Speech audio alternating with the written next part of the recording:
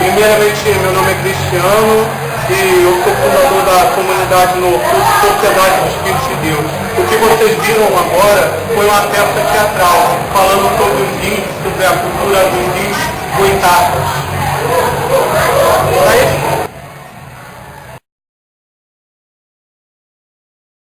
Sociedade dos Filhos de Deus. O que vocês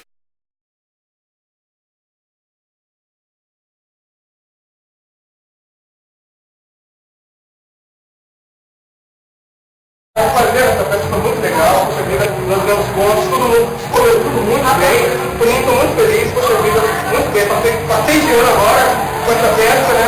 Valeu. Tchau, tchau. Muito burro, é muito ruim, eu não posso mais falar de tudo, agora. Vai meter isso daí agora.